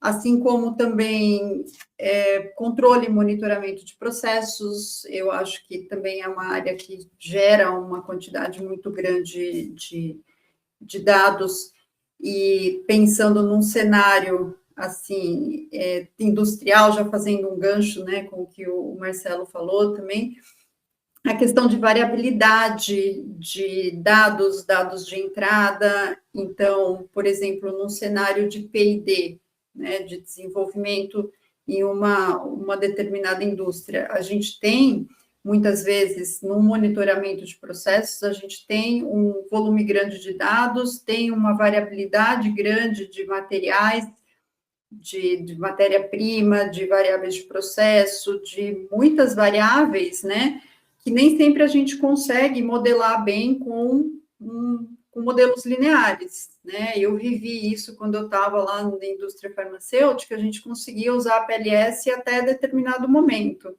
né? Mas a partir de um determinado momento a gente não conseguia mais por algumas questões, né? Então, talvez essa área se beneficie com essas ferramentas, apesar da gente estar em um cenário um pouco mais regulado, né, pensando em indústria e tudo mais. Então, em termos de P&D, de desenvolvimento, de entendimento, né, das relações, seja possível, mas não tanto no controle de qualidade, né? No controle de qualidade, eu já vejo que essas ferramentas não serão assim tão implementáveis tão cedo, talvez a gente nem viva para ver isso, né? Então, voltando para a parte da pesquisa, né, eu acho que, sem dúvida nenhuma, a questão de química forense também, né, sem dúvida nenhuma, porque a gente tem amostras, assim, muitas vezes, não só complexas, mas desconhecidas, a gente não tem todas as informações sobre as amostras, né. Na questão de monitoramento ambiental também, a gente pode ter um conjunto de dados muito grande de entrada, né? Então, avaliação de diferentes matrizes ambientais, de diferentes analitos, a gente tem um conjunto de dados muito grande a ser tratado e complexo, né? Então, sem dúvida nenhuma, também vai se beneficiar bastante com essas ferramentas no futuro. Perfeito, Márcia. Obrigado pela tua tua visão aí de futuro, que entendo que é particular, né? Cada um, de repente, que trabalha mais dentro da área pode ter a sua, mas é importante ouvir, né? E que, de fato, vocês são formadores de opinião, né? E isso é extremamente importante ouvir de experts como vocês, né? Bom, para a gente fechar aqui, gente, já estamos aqui com avançada a hora, quase 15 para meio-dia já.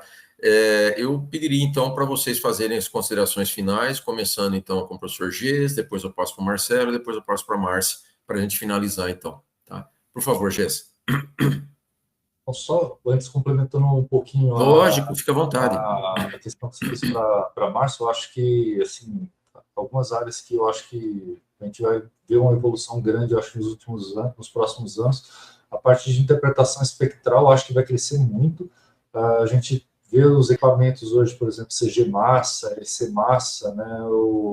Como o espectro de massas tem algo muito característico, então ele já sugere as moléculas, né, que devem estar aparecendo lá. Eu acho que a IA vai melhorar muito mais a forma como esses equipamentos sugerem os prováveis compostos que estão saindo lá nas amostras. Acho que a parte de simulação de espectros também, né? Por exemplo, você tem uma molécula, a partir da molécula você conseguir simular, gerar qual que seria o espectro de massas, qual que seria o espectro de RMN, qual que seria o espectro de infravermelho. Isso eu acho que vai avançar muito nos próximos anos, porque eu acho que essas ferramentas de IA, com base nas bases de dados já existentes, vão ser capazes da gente avançar muito nessa parte de tornar a interpretação espectral um pouco mais amigável ao usuário, e isso, de novo, tem os riscos das pessoas acharem que não precisa saber fazer isso da maneira tradicional, né? Então, acho que isso vai avançar bastante.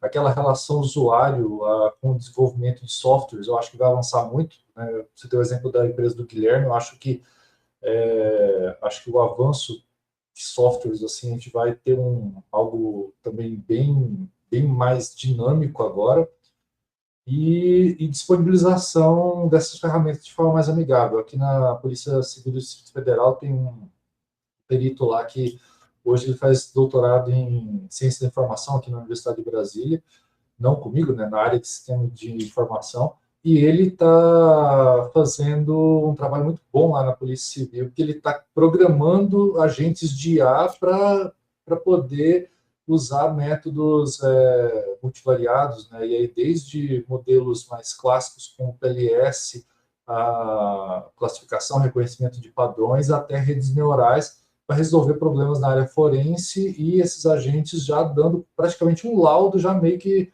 um template de laudo já meio pré-preenchido com as principais informações, eventualmente avisos, né, de cuidado que o perito deve prestar atenção, né, quando ele pega esse laudo pré-preenchido com os resultados para poder finalizar o laudo e emitir o laudo mesmo, né, com a assinatura dele. Então, eu acho que esses agentes também são algumas coisas que a gente vai ter um avanço bem grande nos próximos anos. Bom, só finalizando, eu gostaria de agradecer ao Marco, ao BRJ aqui pelo convite. Eu acho que foi uma mesa redonda bastante proveitosa. A gente está no final e está com quase 100 pessoas ainda presentes, então acho que foi uma sessão de discussão bastante interessante. Obrigado, e faço votos que o BRJ continue a promover esses eventos que são muito, muito produtivos para todos. Obrigado, Gess. Obrigado aí pelas palavras aí, colocações, e passo agora para o Marcelo para as colocações finais, ou algumas considerações que ele queira fazer. Fica à vontade, Marcelo. Obrigado, Marco. Só acrescentar também, eu também trabalho na área forense, e eu acho que acrescentar um último ponto aqui importante em quimiometria. A gente já falou um pouco, mas especificar. A presença de quimiometristas, seja com formação sólida na iniciativa privada, no órgãos de regulação, perícia policial. Eu acho que esse é um desafio. No caso, né, eu e o Jess estivemos aqui, semana passada, o Encontro Nacional de Química Forense, que a gente estava aqui, foi aqui em Belo Horizonte, e a gente discutiu isso pessoalmente, né? Então, a importância, e a gente nota isso, tem muita coisa sendo publicada, mas ainda tem uma deficiência muito grande. E aí, um tópico específico, você vai usar um modelo, os modelos quimiométricos multivariados são, por natureza, locais. Então, eles mudam com o tempo. O seu espectrofotômetro, por exemplo, ele muda com o tempo, né? Desgasta a fonte. E o assunto atualização de modelo, manutenção de modelo, model updating, ele é, eu sempre falo isso na minha disciplina, né, para os meus alunos, ele é subestudado, porque quem põe a mão na massa no mundo inteiro é o aluno doutorado, e o aluno doutorado, mesmo que ele entre na indústria ou na perícia policial, ele quer publicar aquele método analítico e ele não vai querer depois saber como um ano depois ele vai estar querendo fazer um outro trabalho. E aí a maioria dos pesquisadores, orientadores, também raramente se preocupam com isso. Então, quando você procura uma interação, no meu caso, uma área forense, mas também com uma empresa privada, um órgão regulador, o IMA, aqui em Minas Gerais, eles vão te perguntar, uma das primeiras preocupações, até quando esse modelo vai funcionar? E aí a resposta você não tem como dar, porque isso você não estudou, e, em geral, na literatura quimiométrica, no mundo inteiro, isso é subestudado pela natureza do trabalho de pesquisa. Então, eu acho que esse é um desafio. Tá? Agora, para terminar, mas também agradeço ao Marco, né, a importância, e ao BRJAC institucionalmente, ao Luiz e o suporte todo. O Marco, a importância, eu lembrar que o Marco está aqui como editor-chefe, antes dele foi o Lauro, e por acaso também ele está no NCTBio, que hoje tem o nome do Lauro, infelizmente falecido, né? E então a importância da história, né? Eu gosto muito de história, então vamos só relembrar agradecimentos aqui. Lá no começo dos anos 70, o Kowalski e o Vold se encontraram e surgiu a palavra quimiometria, e todos, né, que estavam em volta. No começo, na primeira metade dos anos 80, o professor Bruns trouxe o Kowalski por um período de 1 mês ou 2 no Brasil, num tempo inimaginável você imaginar que ele convidou o Kowalski por carta, mandou uma carta no papel, né, no tempo que não tinha e-mail, nem e-mail tinha, o máximo era um fax. E no meu caso, né, a professora Ieda foi a pessoa que hoje está aposentada, que me introduziu na quimiometria, a professora Carol Collins, já falecida, não era quimiometrista, né, e o professor particular, o professor Roney, né, você mencionou aí o Roney, deu uma entrevista para o BRJAC pouco tempo antes de morrer, de forma inesperada, em que ele enfatizava que ele, né, acho que a coisa mais importante na carreira dele era ensinar os alunos que não simplesmente apertar botão, alguma coisa nesse sentido, né, Jéssica? A gente escreveu o artigo obituário, infelizmente, do Roney para o Journal of Chemometrics, e a gente destacou isso que estava num artigo que pouco tempo antes o Roney, né, por acaso, a última entrevista do BRJAC naquele mês foi a entrevista com o Roney, e por acaso ele veio a falecer, né? Então saiu, ele tinha morrido, tinha saído a entrevista dele. Bom, e aí fica o agradecimento, né? O reconhecimento que a gente só está aqui hoje porque as pessoas que vieram antes. É isso. Obrigado a todos, obrigado ao público. Obrigado, Marcelo. Eu passo a palavra, acho que a Márcia, né? Faltou ainda os comentários finais, mas também, Márcia, se você puder fazer um pequeno comentário. O Richard aqui está comentando, muito bom o comentário do professor Marcelo, se der tempo, poderiam comentar sobre medidas para promover o emprego de métodos quimiométricos, não só na indústria, mas também no meio pericial. Eu não sei se você tem experiência com isso, mas se não, quem sabe pode complementar o Marcelo e o Gess, e aí você fecha, então. Fique à vontade, Márcia. Sobre essa questão de implementação no meio pericial, realmente eu não tenho informações sobre isso, não é minha área, e aí eu até passo aqui para o Gess ou para o Marcelo, acho que eles poderiam eu ia pedir, então, de maneira mais efetiva. Eu ia pedir o Gess ou o Marcelo, e depois você fecha, então, tá? Com suas... Então, Marcelo ou o Gess, fiquem à vontade para responder. Bom, eu acho que a implementação... Conversando com peritos, eles sempre falam que assim, a perícia criminal ela tem que se basear numa evidência que ela seja cientificamente embasada, né, e que o perito ele tenha segurança como aquela evidência foi produzida para poder assinar o laudo, né? Então a parte de quimiometria, né, todos os métodos eles tem todo o embasamento científico por trás. A questão, então, digamos, desenvolver corretamente esse método, validar corretamente esse método, e que o perito ele tenha minimamente conhecimento naquele método para poder ter segurança para poder aplicar, né? Eu acho que a perícia criminal ela tem uma flexibilidade de aplicar ou aplicar métodos bem maior que na farmacêutica. Enquanto a farmacêutica ela tem que seguir a USP, tem toda assim, uma série de regras, né, quadradinhas, né, e tal. A perícia criminal, não. Mas o método ele tem que ter sido desenvolvido e validado corretamente de forma que o perito criminal, o laboratório, tenha segurança naquele resultado, né?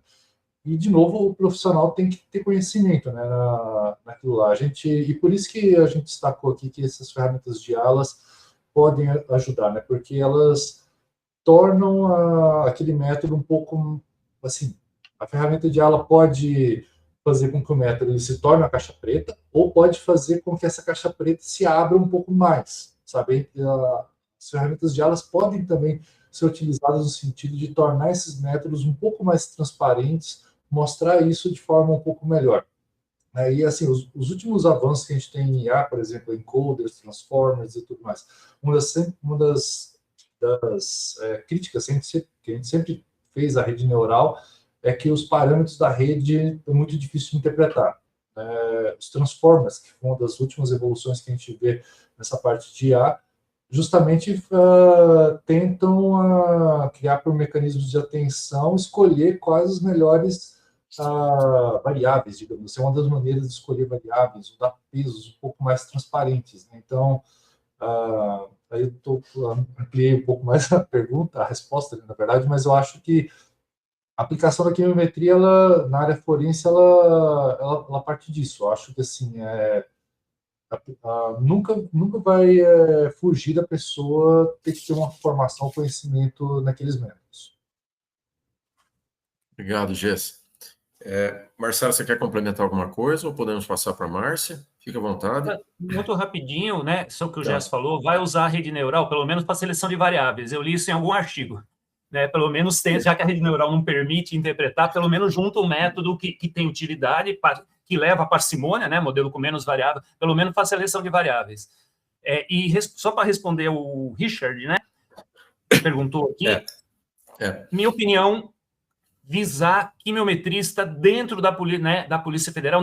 Colaboração é importante, mas a colaboração não supre tudo. O GES faz muita colaboração, tem um relato muito positivo aí de um aluno recente dele, eu também já fiz, mas não supre tudo. A gente não vai suprir, a gente pode contribuir. E quem vai suprir é uma massa crítica de pessoas com conhecimento dentro das polícias federal, civil, né? E policial tem um monte de coisa para fazer. Você colabora com o policial, tem dia, ele é policial, aí fala, não posso porque eu tenho uma atividade aqui, outra atividade que não tem a ver com a pesquisa. Então é isso. Esse é o alvo. Obrigado, Marcelo e Gess. E obrigado também ao Richard pela pergunta. Então, só para finalizar, Márcia, por favor, fique à vontade, suas considerações finais.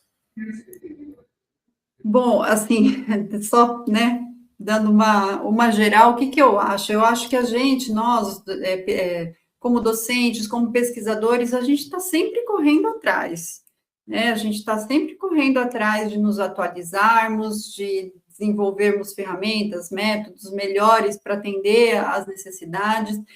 E eu acho que nesse momento a gente precisa correr um pouquinho mais rápido, né? Porque a coisa está se desenrolando assim muito rapidamente. Se a gente pensar a primeira vez que ouvimos falar nesse cenário, né, de química analítica, por exemplo, sobre inteligência artificial, foi quando? Foi 2022, 23, algo bem recente, né? E onde estamos hoje, em 2026? Então, como que a coisa cresceu, né, exponencialmente nesse período? Então, a gente realmente precisa correr atrás, pensar na formação dos nossos alunos, porque os nossos cursos talvez não consigam contemplar todas essas necessidades que a gente tem hoje em dia. Então, um aluno de química, por exemplo, ele precisa ter esse conhecimento em química, precisa ter essa fundamentação em estatística, em análise multivariada que a gente dá na quimiometria, mas com certeza, hoje em dia, ele precisa ter uma formação também, pelo menos um pouco, em ciência de dados, em ciência de computação, em programação. Eu sempre falei isso, né, que eu acho que no curso de Química deveria ter uma disciplina de programação, pelo menos porque hoje em dia a gente tem muitos códigos abertos, a gente vê os alunos usando Python, e aí vem a preocupação, está usando certo, não está usando certo, né? Então, mais uma fonte aí de um uso errôneo, digamos assim, né? Se a gente não tiver essa base muito bem fundamentada. Então, eu acho que a gente precisa, nesse momento, olhar para isso, né, na formação dos alunos, para a gente desenvolver uma nova geração que esteja familiarizada e consiga transitar, né, nessa nova fase em que nós estamos aí de Big Data, inteligência artificial, tudo, é quase que, né, uma nova formação, e a gente precisa olhar para isso com bastante urgência, né, então, assim, sem dúvida nenhuma, nós avançamos muito, e é o que o Marcelo falou, né, sempre temos que agradecer a quem veio antes, porque para quem veio antes foi muito mais difícil, né, então, assim, os que vieram desbravando mesmo, com o facão, cortando mato pelo caminho, né? Então, eles facilitaram o nosso caminho dessa geração, e eu acho que agora cabe a nós prepararmos aí a nova geração que vai ser o futuro, realmente, nessa área. Então, bastante trabalho a fazer. Obrigada, Marco, obrigada ao Luiz pela organização, aos colegas pela conversa, a todos que acompanharam a gente aí até o final. Então, um abraço a todos.